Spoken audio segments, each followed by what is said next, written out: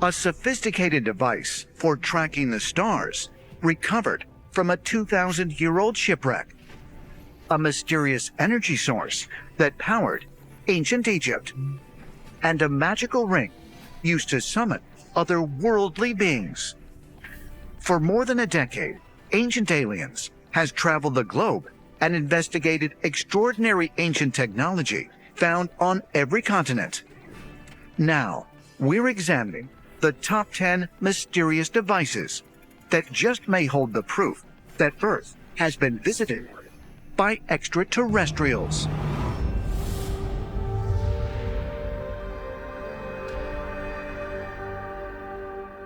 People ask me all the time for proof that extraterrestrial beings visited Earth thousands of years ago.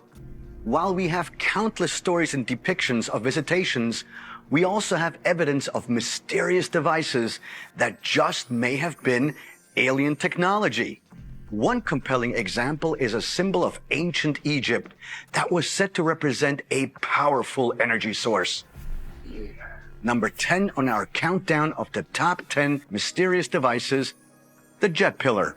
Abydos, Egypt, 300 miles south of the Giza Plateau, stands the temple of Seti I. This monument is more than 3,000 years old and is elaborately decorated with curious images, including one that is of particular interest to ancient astronaut theorists. It is a stone relief that depicts the god Osiris holding an object that is known as the jet pillar. The jet pillar resembles a column, and it's meant to represent stability. Carrying the jet pillar was to keep you stable and to protect you from chaos. The symbol of the jet pillar was very common in ancient Egyptian architecture. It is the symbol of stability for a king.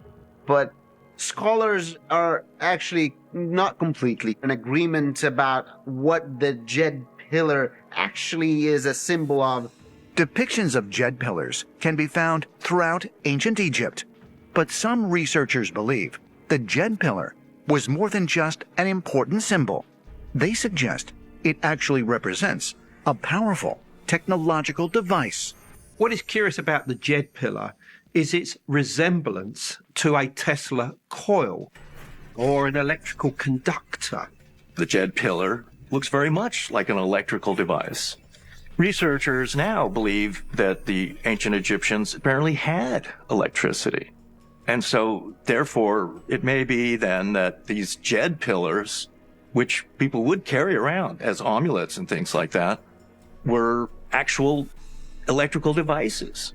If you look at the carvings and pictures that were painted inside some of these ancient tombs and temples, there's no evidence that torches were used in the process. So we're left to wonder just how these areas were lit. So there's a good possibility that that electricity was being used by the ancient Egyptians. Is it possible that ancient Egyptians were able to harness the power of electricity? Ancient astronaut theorists say yes, and as evidence, they point to another remarkable carving in Egypt. In Dendera, inside the Hathor temple, in a subterranean crypt underneath the temple, there is a carving that looks like a light bulb, and there's a cable at the bottom that culminates in a box.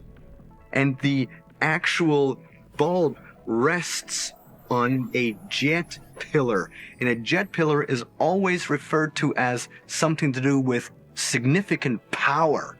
And so, in my opinion, the ancient Egyptians witnessed advanced technology that they then misinterpreted as magic, and therefore the jet pillar were actual technological components that our ancestors clearly witnessed after the visit of the flesh and blood extraterrestrials.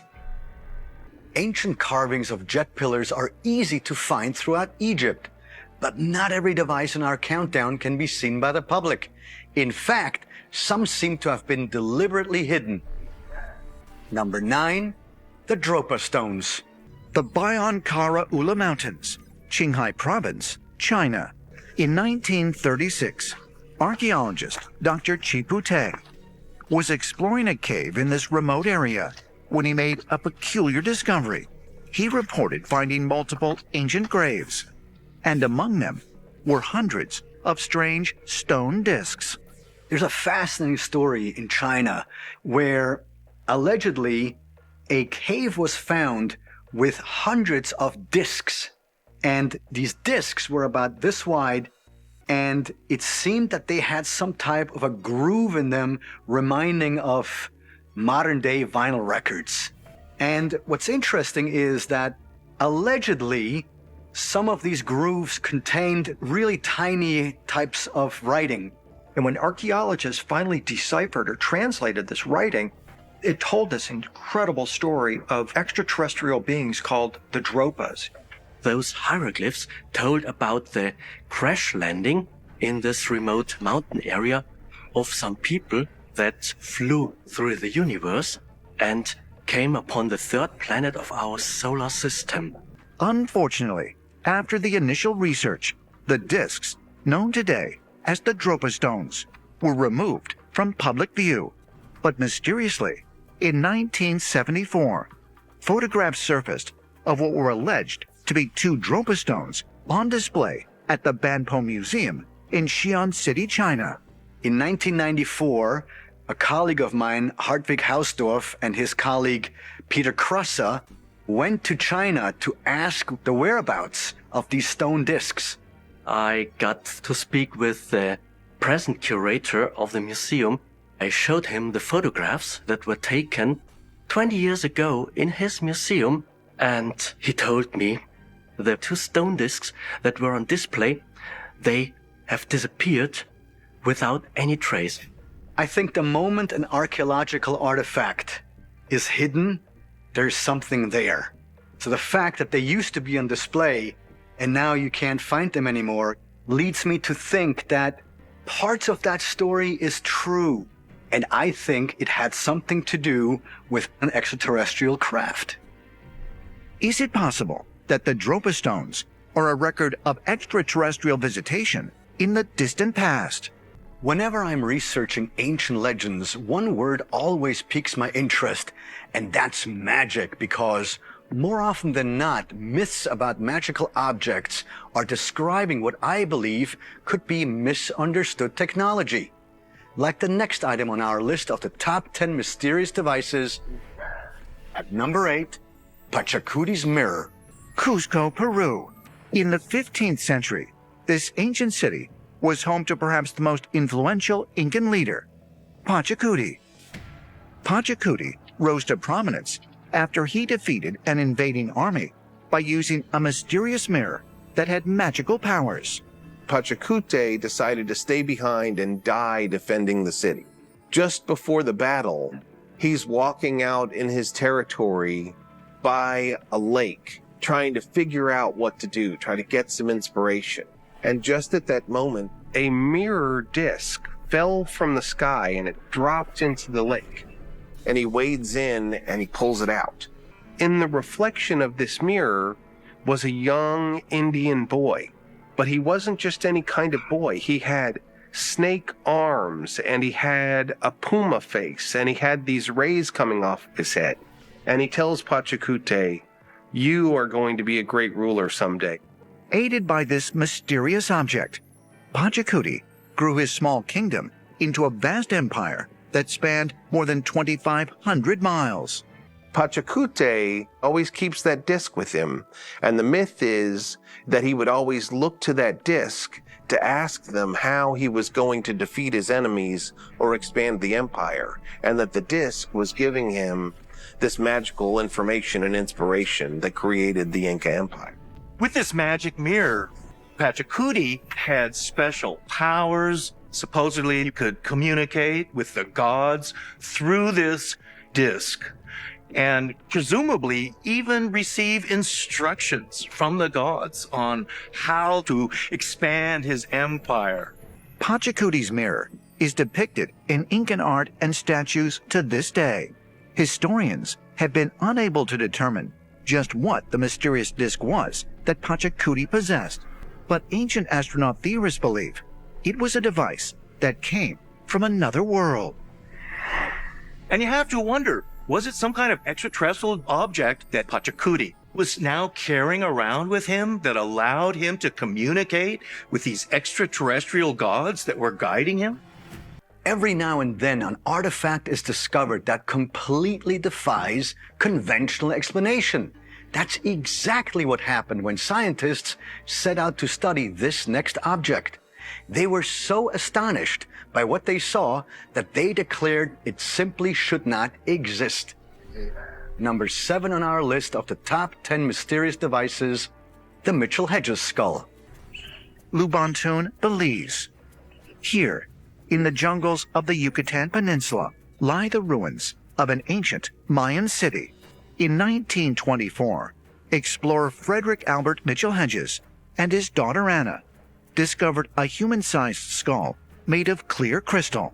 The anatomically perfect object has a detachable jaw, weighs 11 pounds 7 ounces, and is carved out of a single piece of quartz.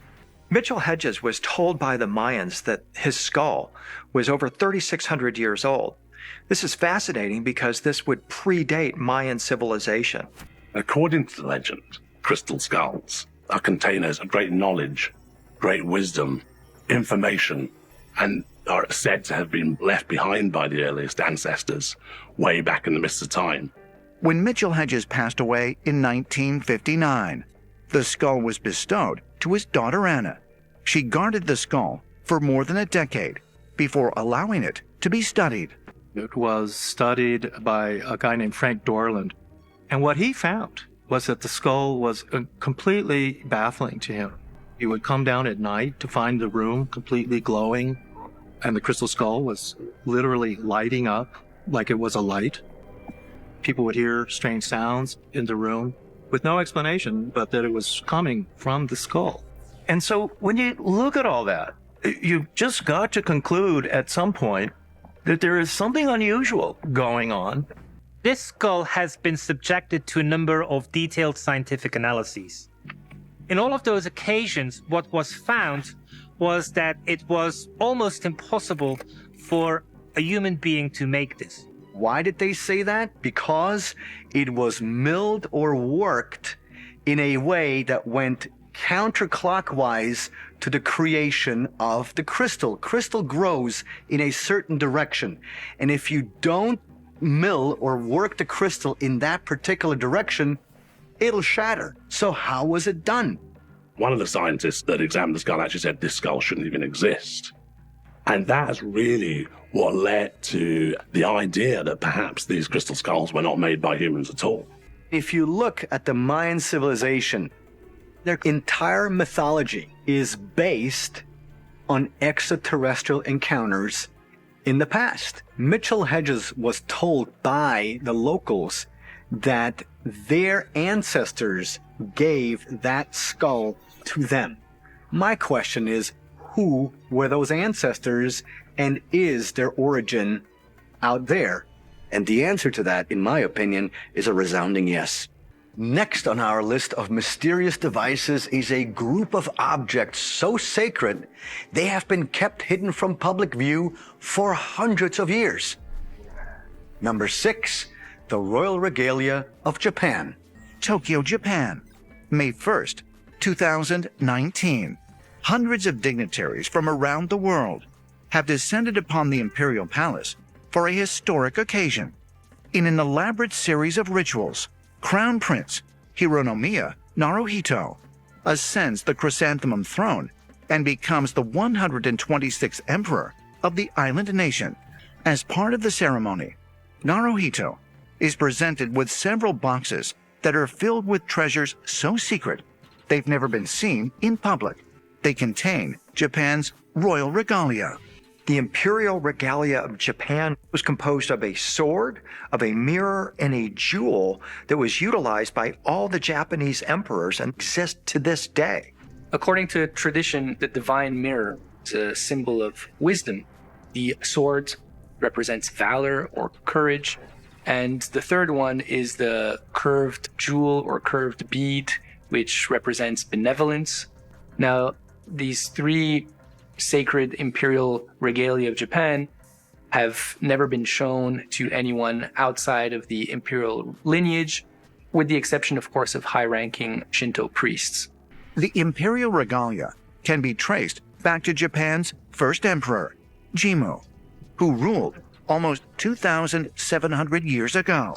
Emperor Jimmu was born in 771 BCE according to tradition, and he was a descendant, actually the great-great-grandson of Amaterasu, the sun goddess.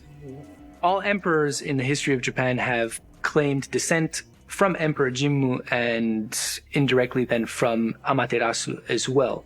The most interesting part of the story is that Jimmu is a descendant of Amaterasu, this celestial being. And for nearly 2,000 years after that, all who ruled Japan claimed the same lineage.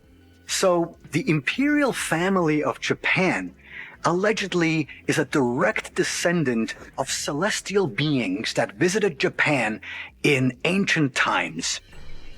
It is said that Jimmu received the 3 pieces of regalia from the sun goddess Amaterasu before uniting the islands of Japan under his rule. Ancient astronaut theorists believe these artifacts might be extraterrestrial technology. Jimmu got a celestial mirror with which the emperor could see anything that they desired.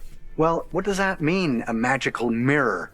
If you don't have the terminology for it, isn't a computer screen a magical mirror with which you can see everything? See, the point is that our ancestors didn't have the terminology for these objects, but they used the terminology that they had with which they could best describe what they saw or had in their possession. I think that there are sacred objects in Japan, in Tokyo's imperial palace, that were directly given by the celestial beings to humans. We're coming up on the halfway mark in our countdown of the top 10 mysterious devices, and this next one is truly extraordinary. According to the accounts of the ancient Greeks, thousands of years ago, there was a giant robot built by a god. At number 5, Talos. Crete, the most populous of the Greek islands. It is home to more than 600,000 people.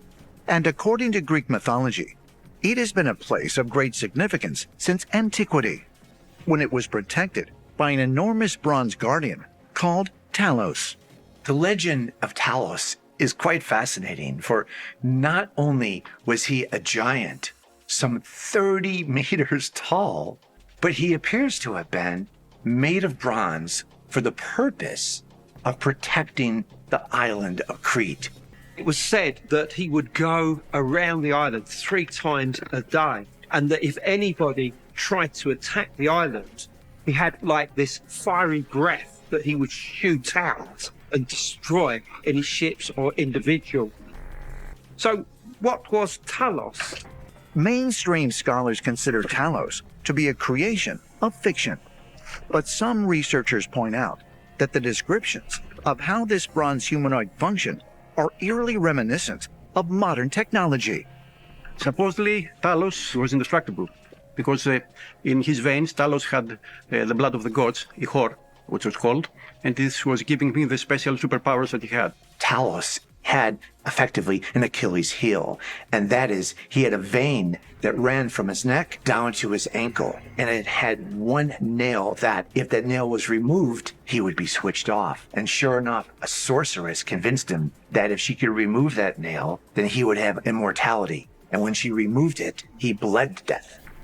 In the Argonautica, Talos bled to death by releasing this black liquid. And one could argue that if this thing was a mechanical device, then perhaps the synthetic oil or the hydraulic fuel seeped out and thus rendered the machine inoperable.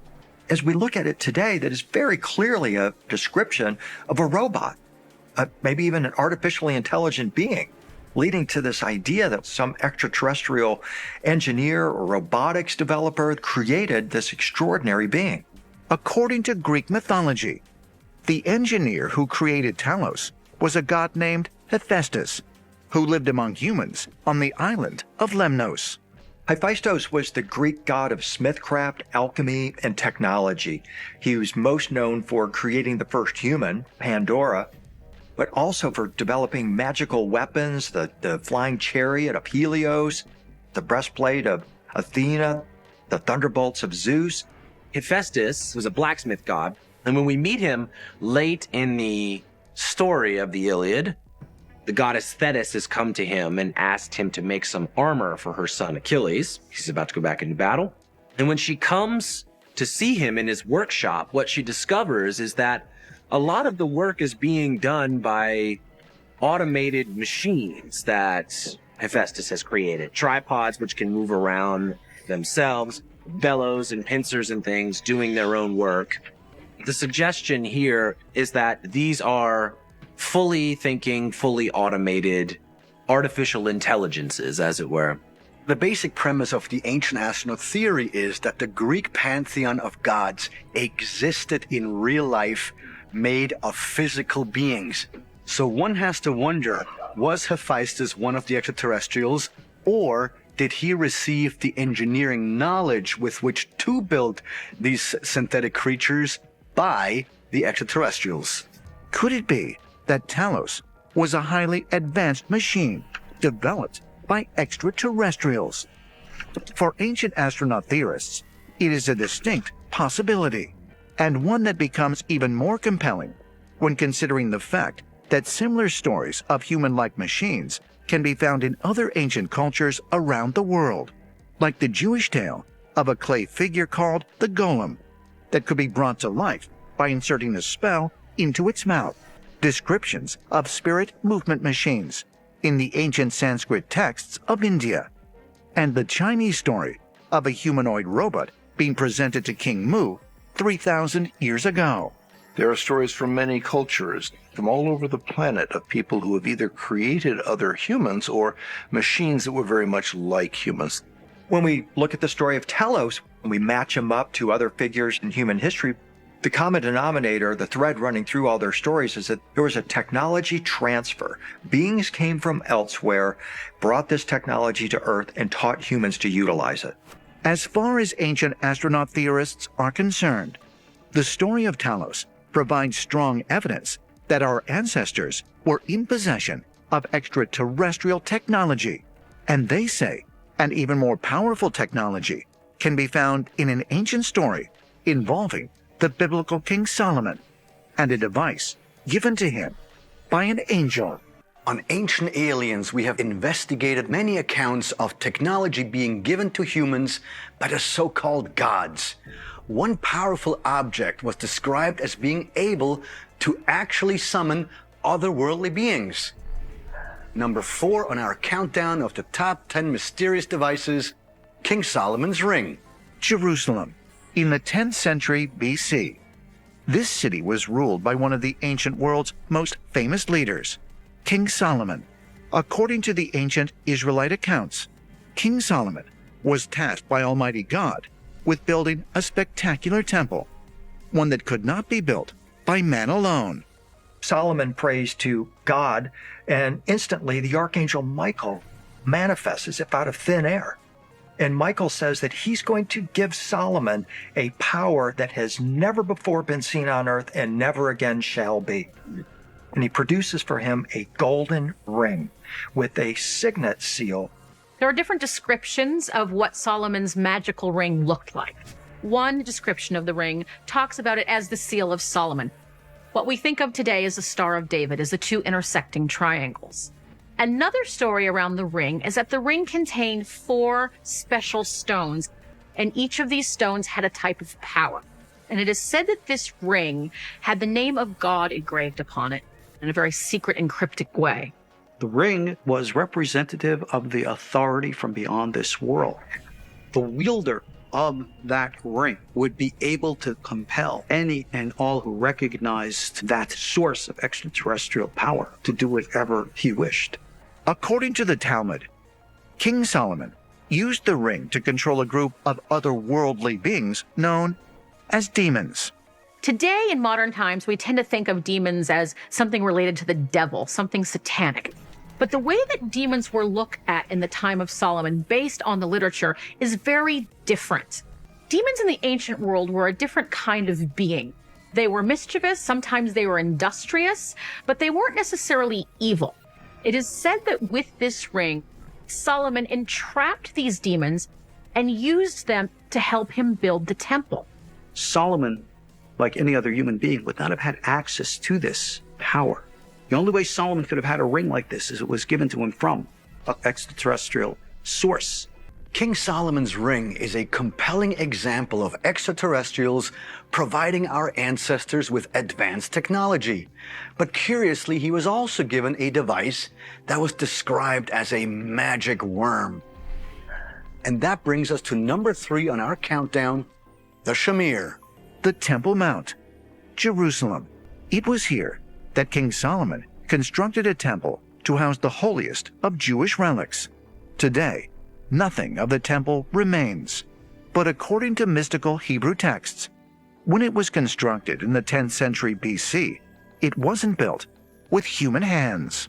God commanded Solomon to build a temple, but the laws of the Torah required that the building of the temple did not use any kind of hammer or chisel to cut and grind stone. Solomon was in need of a higher technology in order to build his temple. He knew that he had to contact Ashmodai, the king of the demons, who had this technology. Using the power of his ring, King Solomon compelled Ashmodai to give him a device that would help him build the temple, a mysterious object called a shamir. Now, the shamir is described in traditional literature as this little worm you put on the stone and would cut it precisely. The shamir was barely bigger than the size of a barley corn, which is about 1/3 of an inch. Apparently, Solomon was in complete control of this worm and obeyed each and every one of his commands. To ancient astronaut theorists, the shamir is yet another example of misunderstood technology. The shamir was a quote-unquote worm that could cut and drill through even the hardest of stones rather with ease. What if this shamir was some type of laser cutting device? Ancient man did not understand things like lasers or a high energy beam. To them, the idea that it was a magical worm cutting the stone is a very interesting description. What if this was actually extraterrestrial somehow getting involved and using advanced technology to assist in the building? Many of the devices featured on our countdown have been lost to time, which is why the discovery of our next object is so fascinating. When it was examined, archaeologists called it an ancient Greek computer. Number 2, the Antikythera mechanism.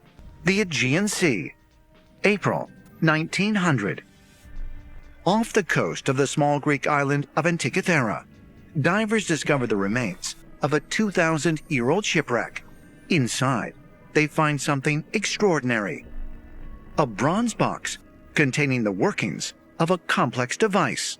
The Antikythera device is what looks to be a complex machine of gears, cranks, and levers. That's the best way to describe what it is. If you were to look at it, it looks like a box, wooden on the outside with a crank.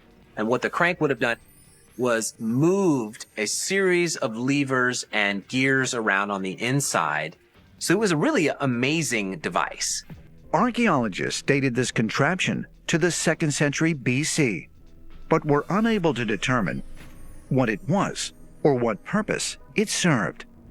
That is, until 1959, when physicist Derek John DeSola Price published an article in the journal Scientific American that made an astonishing claim. He described the Antikythera mechanism as an ancient Greek computer. He realized that it was a sophisticated computer that could dial up astronomical configurations. And at the time, the American scientists were so shocked at how advanced this device was. And they actually said that discovering the Antikythera device was like finding a jet plane in the tomb of King Tut. To operate the device, a user would enter information into the mechanism, using the complex system of gears and levers, and turn the crank to determine specific astronomical positions. What we can tell from the inscriptions on it, and what we can tell from the way the device works, is that it was a very mathematically sophisticated machine for showing, even predicting, where the stars, the sun, the planets, and the moon were all going to be on a particular date that you were looking for. Really, for several thousand years ago, this is a remarkably Promethean invention to put together this machine in order to give the user of the box, in a sense, a vision of the future. It was so amazing to them. They had never, ever conceived that the ancient Greeks at 200 BC would have had the knowledge of mechanical devices like this. And it's completely changed the way we perceive ancient history. Archaeologists have still not determined who built the Antikythera mechanism, but some researchers believe its origins might actually predate ancient Greece. There's widespread speculation as to who made this. Some people pinpoint towards the Greeks because obviously it was found off the coast of Greece. But other people highlighted the possibility that actually we need to go further back in time, back to ancient Babylon. And so it might actually be that the Greeks are just one in a longer tradition of people who were building these devices. Could the Antikythera device be proof that the ancient Greeks had technology far in advance of the times in which they lived? And if so, where did this knowledge come from? Ancient astronaut theorists suggest the advanced mechanism is yet another example of extraterrestrial visitation. Clearly, our ancestors understood that knowledge of the cosmos, knowledge of our solar system, was linked with the gods. Our ancestors actually told us that there were entities, gods, which actually informed us about astronomy, about our solar system. And so there are two possibilities when it comes to the Antikythera device. One is that our ancestors incorporated the knowledge of the gods into creating this device, or that this device is a piece of technology given to us by the gods. We've finally reached the end of our countdown of the top 10 mysterious devices, and for me, this one always gives me goosebumps. It is a wooden box that could part rivers, destroy armies, and communicate with otherworldly beings. Our number one alien device, the Ark of the Covenant. Mount Sinai, Egypt. According to the book of Exodus in the Hebrew Bible, it was here that Moses was instructed by God to build one of the most important artifacts in Judeo-Christian tradition, the Ark of the Covenant. According to the Bible, it's a wooden box made of acacia wood that is overlaid in gold, and then it has a cover, a top, and on that cover are two cherubim, and they're human-like figures that have wings. God commands Moses to build this chest, which the original 10 Commandments was to be placed, and the presence of God would then be seen. Sounds very simple, but yet there were properties to the ark that made it far more than just a symbolic representation of something religious. Biblical accounts of the Ark portray it as possessing mysterious powers that aided the Israelites during their journey to the Promised Land, parting rivers, leveling mountains, and destroying armies.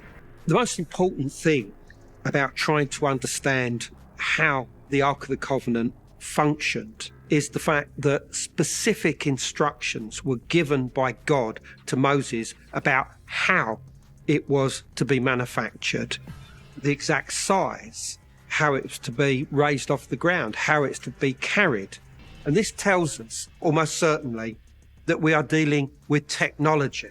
Is it possible that the baffling powers ascribed to the Ark provide evidence that it contained highly advanced and perhaps extraterrestrial technology?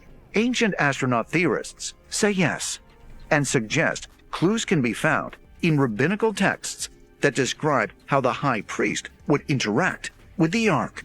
We know that the only one who could approach the ark was the high priest of Israel. The high priest was required by biblical law to wear a special type of a breastplate, which had special types of gemstones on it. And through the recitation of certain holy names, the stones upon the breastplate would start to move, vibrate, and light up. And this is the way that some type of actual communication was made between the high priest and whatever power was connected to, connecting with, through the ark. The Ark of the Covenant is one of the greatest pieces in the ancient astronaut theory because there was an actual physical object that had a connection to the so-called celestial realm. So, I mean, the Ark of the Covenant is one of the most enduring ancient mysteries of all time. According to religious texts, the Ark of the Covenant was placed inside Solomon's temple, and then it simply vanished. But ancient astronaut theorists believe that if the Ark is ever found, it will have a profound effect on humanity. The ark might actually be the proof that we have been seeking throughout human history of contact with the greater universe and world. Indeed, if we could have the ark and operate it and make contact, who would we be talking to? What would we be opening up? The discovery of the Ark of the Covenant would force even the biggest skeptics to reconsider the accepted history of this planet. And as far as I'm concerned, each of the devices on our countdown deserves to be investigated with an open mind and could offer potential proof of alien visitation in the remote past.